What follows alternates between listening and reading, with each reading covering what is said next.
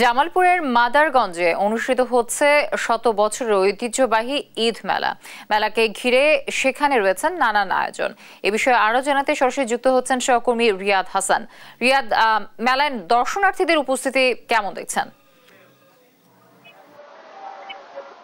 জি, আসলে যেটি বলছিলেন যে জামালপুরে কিন্তু অনুষ্ঠিত হচ্ছে প্রায় 105 বছর যাবত এই ঐতিহ্যবাহী ইসলামিয়া ঈদ মেলা।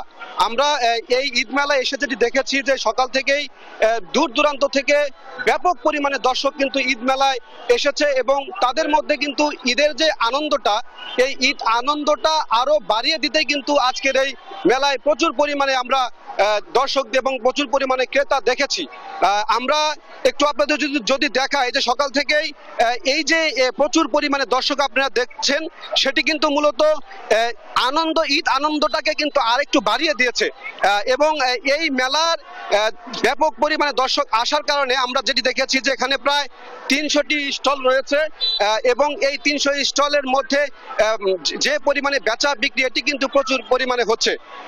আমরা এই স্থানে আসার পরে যেটি জানতে পেরেছি 1920 সাল থেকে মূলত এই মেলাটি চলে আসছে এবং এই মেলার আয়োজনটি স্থানীয়ভাবে প্রত্যেক বছরই করা হয় এবং এই মেলার আয়োজনে যারা এসেছে দর্শনার্থীদের সাথে আমরা কথা বলেছি, তারা যেটি বলেছে যে তারা এই মেলায় এসে এবার বিশেষ করে আইন শৃঙ্খলার বাহিনীর যে আইন শৃঙ্খলা, সেটি কিন্তু আইন শৃঙ্খলা অনেক সুন্দর এবং এখানে প্রচুর পরিমাণে নাগরদোলা রয়েছে, বাচ্চাদের জন্য খেলার বিভিন্ন উপকরণ রয়েছে এবং আচ্ছা, আমরা একটু কথা বলতে চাই যে মেলা কমিটি যারা রয়েছে আহ্বায়ক, তার সাথে আমরা একটু কথা বলতে চাইবো।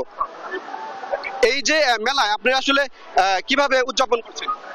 105 বছর ধরে বালিজুর ইসলামী মেলা প্রতিষ্ঠাতা মুন্সি আব্দুল আলী এই দীর্ঘদিন ধরে আমাদের রেওয়াজ অনুযায়ী চলে আসতেছে।